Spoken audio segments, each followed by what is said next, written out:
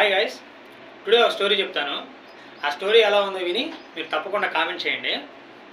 అయితే ఒక కప్పల రాజ్యంలో ఒక రాజు ఉండేవాడు. ఆ రాజుకి ఒక కూతురు ఉండేది. ఆ కూతురికి యుక్త వయసు రాగానే స్వయంవరం ప్రకటిస్తాడు. ఆ స్వయంవరం ప్రకటించమని ఆ రాజ్యంలో ఉన్న మంత్రులకి ఆ రాజుగారు సమాచారం అందజేస్తారు. అయితే ఆ రాజ్యంలో ఉన్న మంత్రులు ఇక చుట్టుపక్కల ఉన్న రాజ్యాలన్నిటికీ ఇలా మా రాజుగారు వాళ్ళ కూతురు యుక్త వయసుకు వచ్చింది, ఆ కూతురికి స్వయంవరం ప్రకటిస్తున్నామని తెలియజేస్తారు. అయితే కొన్ని రోజులు పోయిన తర్వాత స్వయంవరం ప్రకటించిన రోజు రానే వస్తుంది. అయితే చుట్టుపక్కల రాజ్యాల్లో ఉన్న కప్పల రాజులు మొత్తం వచ్చేస్తారు. అయితే వీళ్ళందరూ వచ్చిన తర్వాత ఈ రాజ్యంలో ఉన్న రాజుగారు ఒక వింత పోటీ పెడతారు. ఆ వింత పోటీ ఏంటంటే, ఒక 100 మీటర్ల దూరంలో ఉన్న సెల్ ఫోన్ టవర్ని, ఆ టవర్ పై ఉన్న జెండాని ఎవరైతే తీసుకొని వస్తారో వారికి నా కూతురునిచ్చి వివాహం చేస్తానని పందెం గురించి చెప్తారు. అయితే ఈ పందానికి చుట్టుపక్కల రాజ్యాలందరూ సిద్ధమైపోయి ఇక పరుగు పందానికి రెడీ అయిపోతారు. మీ అందరికీ తెలుసు, పరుగు పందెం అంటంతో అందరూ ఏం చేస్తారు, స్పైక్ షూ వేయటం, సపోర్టర్లు వేయటం, రకరకాల డ్రెస్సుల్లో అందరూ రెడీ వస్తారు. సరే అని ఇక పరుగు పందెం ప్రారంభమైంది. పరుగు పందెం ప్రారంభమయ్యేసరికల్లే ఇక స్టార్ట్ అని చెప్పిన తర్వాత పరుగు పందెం ప్రారంభమయ్యి ఉరుకుతూ ఉంటాయి కొన్ని కప్పలు. అయితే ఆ ఉరుగుతూ ఉన్న కప్పల చుట్టుపక్కల కప్పలు ఉంటాయి కదా, ఆ చుట్టుపక్కల కప్పలు ఈ విధంగా అంట మొదలుపెట్టాయి.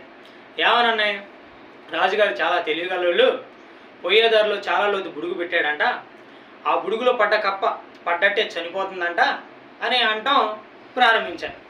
ఆ మాటలు విన్న పరిగెత్తే కప్పలు ఉన్న కొన్ని కప్పలు ఆగిపోతాయి. సరే అని మిగతా ఉన్న కప్పలు అలా పరిగెడుతూనే ఉంటాయి. మళ్ళీ చుట్టుపక్కల కప్పలు ఇలా అంటం మొదలెట్టాయంట. ఏమని, రాజుగారు చాలా తెలివిగలవాళ్ళు, పొయ్యేదారిలో విషపూరితమైన పాములు పెట్టాడంట, ఆ పాములు కప్పని మింగినట్టే చచ్చిపోతున్నాయంట అని అన్నాయంట. ఆ మాటలు విన్న ఈ పరిగెత్తే కప్పలు వాటిల్లో కొన్ని ఆగిపోయాయంట. మిగిలిన కొన్ని కప్పలు పరిగెడుతూ ఉన్నాయంట.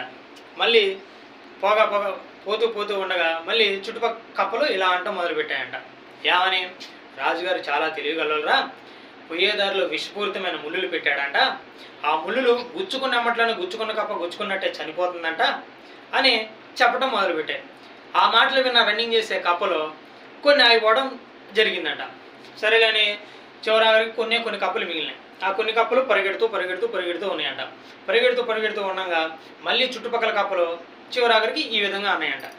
ఏమన్నాయి, రాజుగారు చాలా తెలివిగలవాళ్ళు, ఆయనకి చాలా బంగారం ఉంది, వజ్ర వైడూర్యాలు ఉన్నాయి, ఆయనకి చాలా పరపతి ఉంది, పొరుగు ఉంది, వీళ్ళందరూ పిచ్చోళ్ళు. కాకపోతే రాజుగారు ఈ చిన్న టాస్క్కే వాళ్ళ అమ్మాయి నుంచి వివాహం చేస్తాడా, అలా ఏం చేయడు, చివరాకులో ఒక పెద్ద ఘట్టం పెట్టాడంట. ఆ పెద్ద ఘట్టం ఏంటంటే, ఈ సెల్ ఫోన్ టవర్కి కరెంటు పెట్టాడంట, పట్టుకున్న కప్ప పట్టుకున్నట్టే చనిపోతుంది అన్నాయంట. ఆ మాటలు విన్న పరిగెత్తే కప్పల్లో మొత్తం ఆగిపోవడం ఆగిపోయిందంట. అయితే ఒకే ఒక కప్పు మాత్రం గబా ఎక్కి ఆ జెండాను పట్టుకుందంట. పట్టుకొని నేను విన్నయ్యాను అని చిన్నగా దిగొస్తా మొదలుపెట్టాయంట. అది చూసిన చుట్టుపక్కల ఉన్న మంత్రివర్గాల్లో ఉన్న మంత్రులు ఇలా అడగటం మొదలుపెట్టారు. ఎవరిని, ఆ విజయం సాధించిన రాజుని.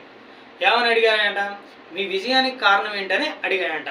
అయితే ఆయన ఎటువంటి సమాధానం చెప్పకుండా వెళ్ళిపోయాడంట. సరేలే అని ఈ విజయాన్ని గెలిచిన కప్పరాజు వాళ్ళ తండ్రి గారి దగ్గరికి వెళ్ళి, అయ్యా మీ కొడుకు గారి విజయానికి కారణం ఏంటి అని అడగ్గా ఆయన ఈ విధంగా చెప్పాడంట, మావాడు పుట్టుకతోనే చెవిటివాడని సమాధానం చెప్పాడంట. ఇక్కడతో ఈ కథ అయిపోయింది. ఈ కథలో మోరల్ ఏంటంటే, మన చుట్టుపక్కల ఉన్న జనాలు ఎన్ని చెబుతున్నా సరే మనం పట్టించుకోకుండా ఉన్న రోజే మనం ముందుకెళ్ళగలం. అలా మనం ఏ రోజైతే పట్టించుకుంటామో అప్పుడే ఆగిపోవడం జరుగుతుంది. అదేవిధంగా ఈ రోజున ఈ విజయానికి కారణం ఏంటంటే, ఆ రాజు కప్ప చెవిటివాడు కాబట్టే చుట్టుపక్కల వాళ్ళు ఎన్ని మాటలు అన్నా సరే పట్టించుకోకుండా ఆ జనాన్ని తీసుకురావడానికి తను ముందడుగులు సాగించాడు.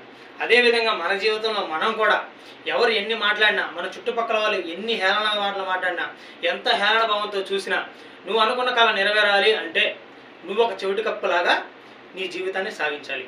ఇది జీవితంలో నువ్వు గుర్తుపెట్టుకున్న రోజే నీ జీవితంలో ఒక సక్సెస్ అనేది నేను దరిచేరుతుంది. ఓకేనా? నీకు లక్షల కోట్ల కొలది డబ్బు ఉన్నా, వందల కొలది వాహనాలు ఉన్నా, వేల కొలది భవనాలు ఉన్నా, టన్నుల కొద్ది వజ్ర వైడూర్యాలున్నా, రాసుల కొద్ది బంగారం ఉన్నా, ఈ విశ్వంలో భూమి రవ్వంత, అందులో నువ్వెంత, నీకున్నదెంత అని నీ జీవితంలో నువ్వు ఎప్పుడైతే ఆలోచించుకుంటావో నువ్వు ఎనలేని సంతోషంగా లైక్ చేయండి, షేర్ చేయండి, సబ్స్క్రైబ్ చేయండి.